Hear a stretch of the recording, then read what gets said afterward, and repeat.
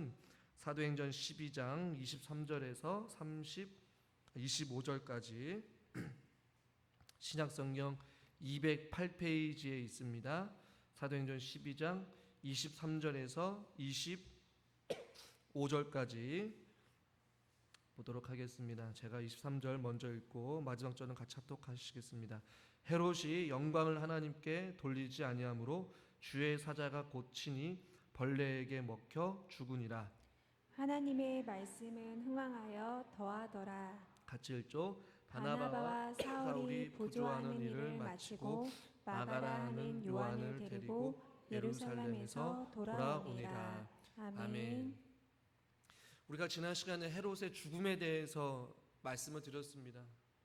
어떠한 특별한 원인은 모르지만 분명한 것은 하나님의 사자로 인하여서 하나님께 영광을 돌리지 아니한 그 헤롯의 비참한 죽음, 벌레에 먹혀 죽었다라고 이렇게 번역을 했지만 그 벌레가 오늘날로 조금 번역을 하면 뭐 세균에 감염돼서 죽었다, 혹은 교회 역사학자들은 어떠한 감염에 걸려서 5일 동안 시름시름 앓다가 죽음을 맞이했다, 이렇게 이야기를 나눴습니다.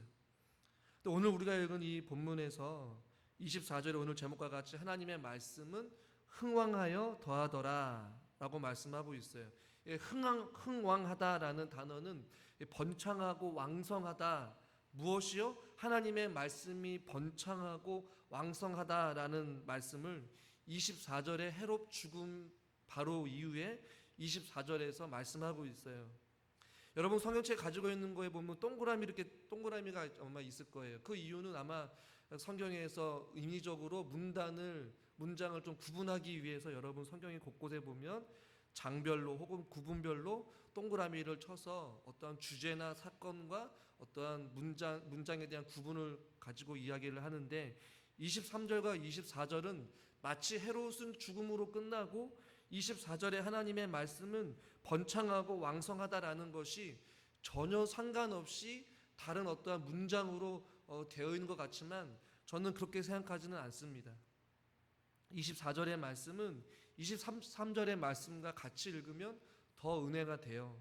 왜냐하면 여러분 오늘 본문은 아니지만 오늘 우리가 읽은 사도행전 12장 전체를 우리가 한번 생각해 보면서 오늘 이 구절을 같이 한번 보기를 원하는데요.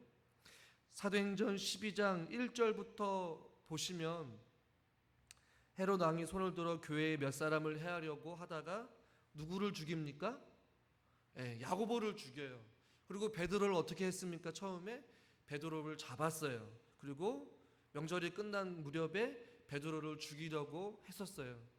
어떻게 보면 그 헤롯이 통치하는 그 이 당시의 어떠한 그 곳은 마치 악인들이 승리하는 것처럼, 헤롯이 승리하는 것처럼 하나님을 믿지 않은 어떠한 자들이 형통하고 더 잘 사는 것 같고 그들이 이기는 것처럼 보여요. 왜냐하면 수많은 핍박과 어떠한 압박 속에서 하나님 믿는 사람들은 숨어 살 수밖에 없었고, 심지어 종교의 어떠한 지도자격이었던 베드로는 잡혔고, 또한 예수님의 제자이며 사도였던 야고보는 죽음을 당했단 말이에요.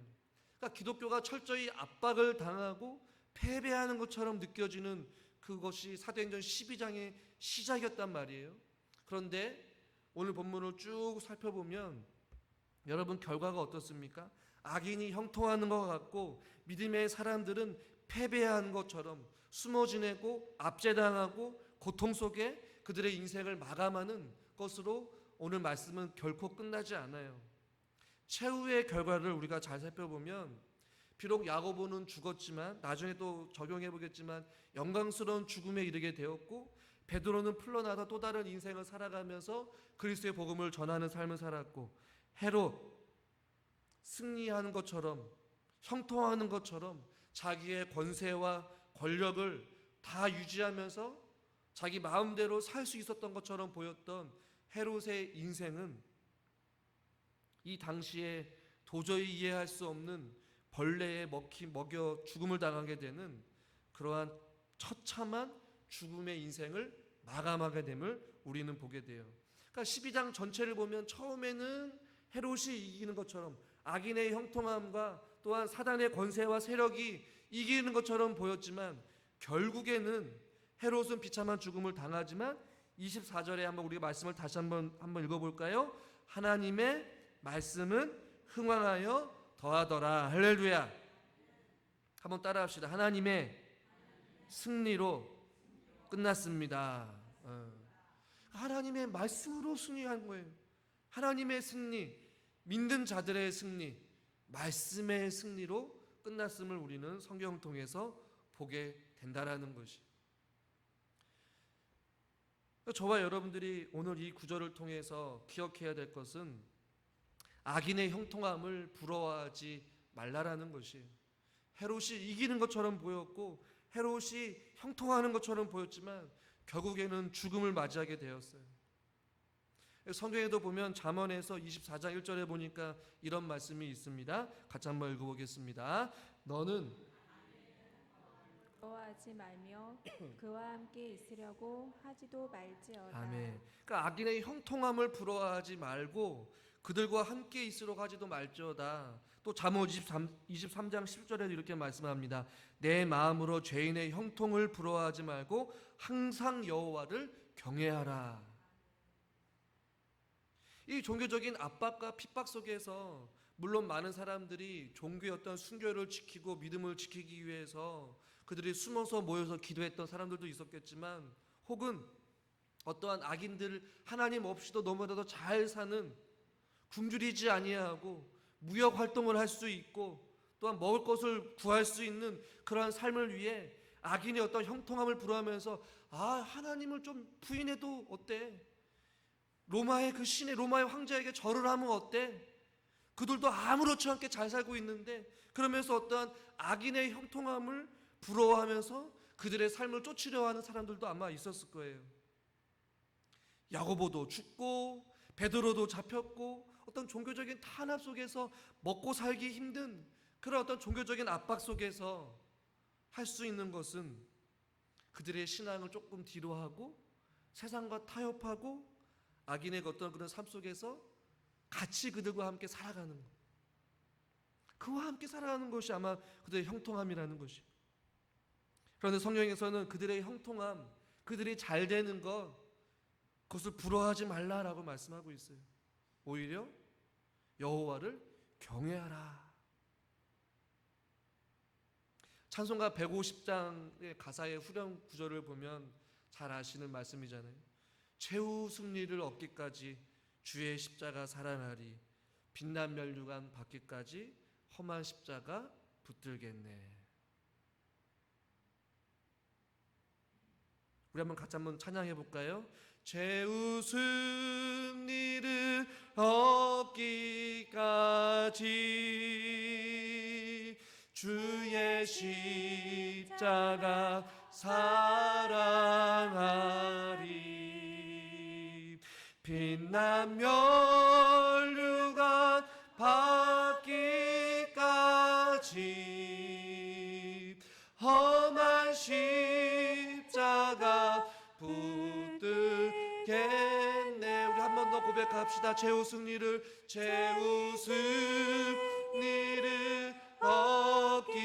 얻기까지 주의 십자가 사랑하리 빛난 멸류관 받기까지 험한 십자가 붙들겠네. 아멘. 사도행전 12장 말씀 전체적으로 보니까 야고보도 죽고 베드로도 잡혀있던 상황 속에서도 아마 믿음의 거룩한 백성들은 이런 찬양의 고백과 같이 내가 정말로 주님 앞에 죽을지언정 주님의 십자가를 끝까지 붙잡겠다라는 어떠한 믿음의 결단과 각오를 가지고 살지 않았을까요? 아마 이 헤롯의 이 죽음, 아마 어떻게 보면 이스라엘 백성들과 이 당시에 있는 많은 사도들에게는 어떻게 보면 말씀의 승리로 끝난 것이었어요. 예수님께서도 내가 세상을 이기었노라 라고 고백하잖아요. 저와 여러분들은 이미 승리한 줄 믿으십니까? 그러나 지금 여전히 우리들은 싸우고 있어요. 그러나 결코 지지 않을 것입니다. 때로는 우리가 넘어지기도 해요. 때로는 실패하기도 해요. 때로는 좌절하기도 해요. 때로는 힘들어서 주저앉아서 때로는 불순종하고 싶은 마음도 있고 세상 사람들과 동일하게 편안하게 좀 생활하고 싶은 어떠한 마음도 있을지 모르겠어요. 그러나 끝까지 주님의 십자가를 붙잡고 살아가는 자들, 주님만 의지하는 자들, 주의 말씀만 신뢰하는 자들은 결국에는 하나님께서 힘주시고 결국에는 그들에게 하늘로부터 내려오는 말할 수 없는 위로와 여호와 샬롬의 은혜가 있을 줄 믿으시길 바랍니다. 할렐루야. 오늘 그래서 오늘 말씀에서 다시 한번 보면 하나님의 말씀은 흥왕하여 더하더라 라고 말씀하고 있어요.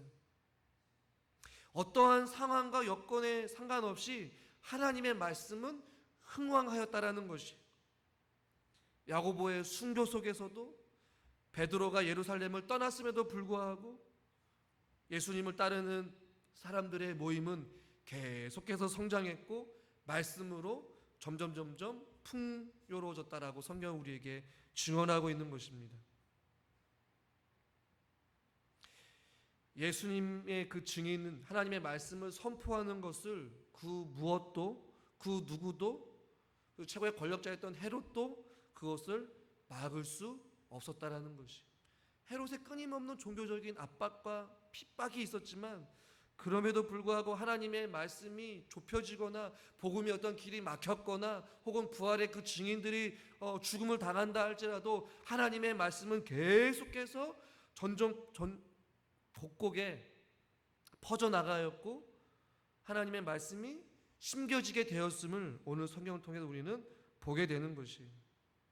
믿는 자들의 수가 더해지는 것, 이 복음의 놀라운 폭발적인 확산을 막을 수는 없었다라는 것입니다.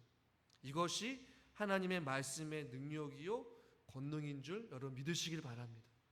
그러니까 하나님의 말씀이 살아있고 운동력이 있다라는 것은 어떠한 인간의 권력과 어떠한 힘이나 어떠한 환경이나 어떠한 제도나 어떠한 누군가가 그것을 막는다 할지라도 하나님의 말씀을 막을 수도 없고 그 말씀을 숨길 수도 없고 그 말씀을 폐할 수도 없다라는 것이. 여러분 지금 헤롯이 있는 곳은, 죽음을 당한 곳은 가이사라라는 이 지역이에요. 이 욕망의 도시, 하나님의 말씀이 부재하는 곳, 말씀이 통하지 않는 로마의 신이 자리잡고 있는, 로마의 황제법이 모든 그 백성들을 다스리고 있는 그 철저하게 이방신을 섬기는 로마 황제를 섬기는 그 가이사라 지역에 말씀이 없는 곳에 지금 어떻게 하고 있다는 거예요? 하나님의 말씀이 폭발적으로 지금 흥왕하고 있다고 말씀하고 있는 것이죠. 그러니까 하나님의 말씀이 안 미친 곳이 없을 정도로 그 가이사라 지역에 하나님의 말씀이 확산되고 있다라는 것이죠. 여러분 놀랍지 않습니까?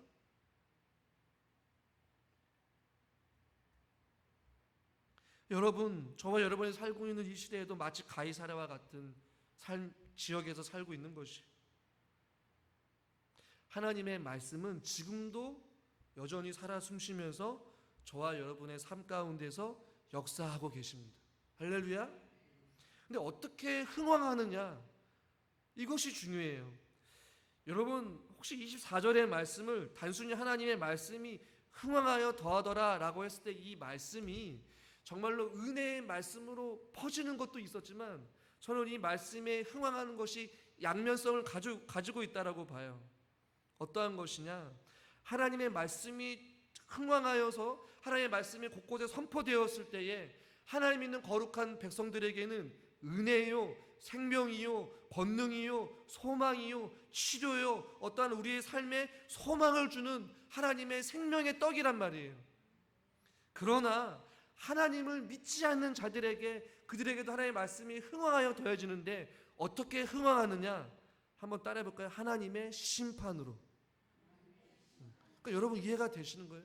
이 가이사라 지역에 하나님의 말씀이 임하였을 때에 그것이 하나님의 심판이 임한 것이에요.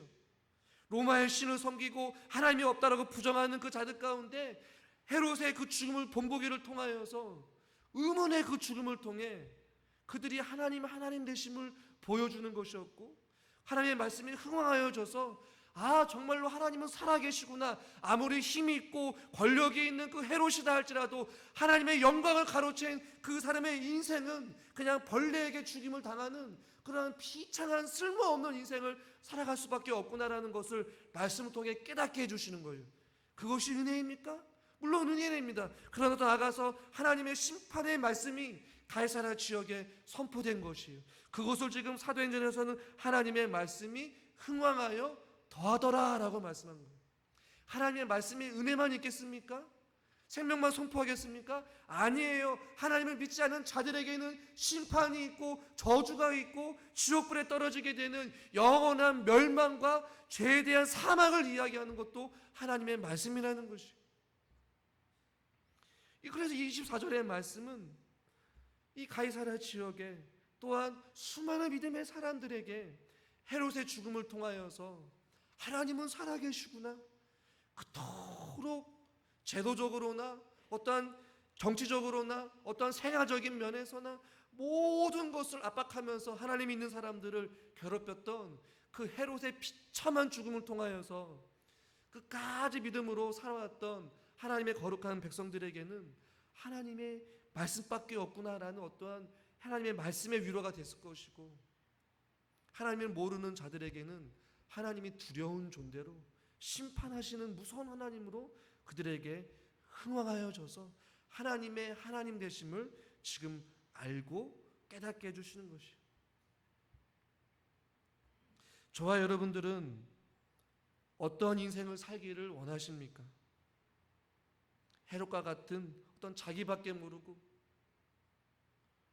세상을 쫓아서 세상의 욕심과 세상의 권력을 위하여서 살아가는 그런 인생을 통하여서 하나님 앞에 비참한 죽음을 살아가는 그런 인생을 살아갈 것이냐, 아니면 끝까지 험한 십자가를 붙들고 주님 오실 그날까지 말씀대로 살아가면서 하나님의 풍성한 위로를 누리며 살아갈 것이냐. 이 다른 죽음을 우리에게 말씀하고 있는 것입니다. 말씀 앞에 섰을 때 헤롯은 벌레에 먹혀 죽은 아무런 쓸모없는 인생, 허무한 인생, 하나님의 저주와 심판으로 끝나는 인생을 살았어요. 그러나 야고보는 어땠습니까? 비록 순교를 당했지만 하나님 나라의 별과 같은 존재로 그의 인생을 마감했어요. 베드로는 어땠습니까? 또 다른 생명을 얻게 되어서 하나님의 보호하심과 인도하심 속에 하나님의 복음을 전하는 그런 사명자로서 또 삶을 살게 되었어요. 그래서 저와 여러분들이 이 땅 가운데 살아가면서 먼저 죽느냐 나중에 죽느냐, 편히 죽느냐 괴롭게 죽느냐 하는 것보다 더 중요한 것이 있어요. 그것은 바로 무엇이냐면 최후의 심판대 앞에 주님 앞에 섰을 때에 하나님 앞에 인정받는 사람이 되느냐, 헤롯처럼 수치스러운 이름을 남기고 사라지느냐라는 것이. 저와 여러분의 이 믿음 생활, 그 어떤 남아있는 우리의 인생의 여정길이 아름다운 인생의 여정길이 될 수 있기를 주님의 이름으로 축원합니다. 앞으로 우리 살아갈 더 많은 인생의 여정길이 그냥 단순한 의미 없는 삶이 아니라 하루하루 그냥 살아가는 것이 아니라 어떻게 하면 주님의 뜻에 합당한 주님께 기쁨이 되어질 수 있는 삶을, 의미 있는 삶을 하루하루 살아갈까라는 것을 우리가 고민해 보면서 하나님 앞에 의미 있는, 하나님 앞에 칭찬받는 그러한 삶을 살아가자라는 것이죠. 하나님의 말씀은 지금도 우리들의 삶 가운데 살아 역사하시고 숨쉽니다. 하나님의 말씀이 심판으로 다가와서 우리를 책망하고 우리에게 경각심을 주는 그런 무서운 하나님이 아니라 우리가 하나님의 말씀으로 충만하여져서 우리의 삶이 소망이 되고 생명이 되고 위로가 되어서 우리의 삶이 날마다 새로워지고 주의 말씀으로 주의 성령으로 충만한 삶을 살아갈 수 있기를 주님의 이름으로 축원합니다.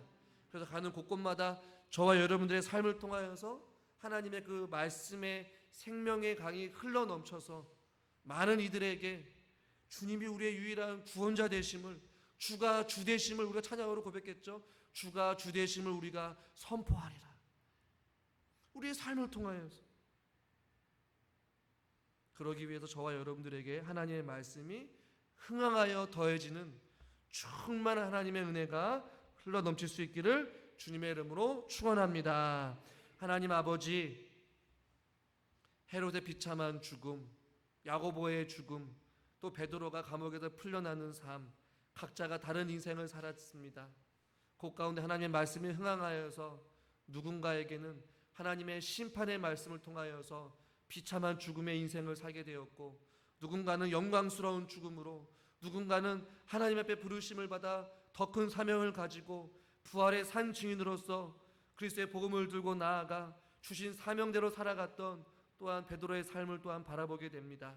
하나님, 우리 모두 다가 하나님 앞에 부르심 받은 사람으로서 저희들에게 똑같은 하나님의 말씀을 저희들에게 허락해 주셨는데, 누군가는 하나님의 말씀으로 충만하고 누군가는 하나님의 무서운 하나님의 말씀으로 충만하여져서 우리가 때로는 징계와 하나님의 채찍과 하나님의 경고하심 속에 우리가 하나님을 두려워하지 아니하고 살아가고 있는 건 아닌지 우리 자신들을 되돌아보게 하여 주시고, 다시 한 번 더 우리가 주님의 말씀으로 더욱더 충만하여지고 은혜 충만하고 사랑 충만하고 말씀 충만하여져서 이 땅 가운데 부활의 산 증인으로서 주님의 아름다운 그리스도의 복음을 선포하며 살아갈 수 있는 아름다운 주의 거룩한 백성들이 되게 하여 주시옵소서. 그래서 주님 앞에 섰을 때에 하나님 앞에 잘하였도다 충성된 종아라고 주님 앞에 인정받고 칭찬을 들을 수 있는 거룩한 주님의 백성들이 되게 하여 주시옵소서.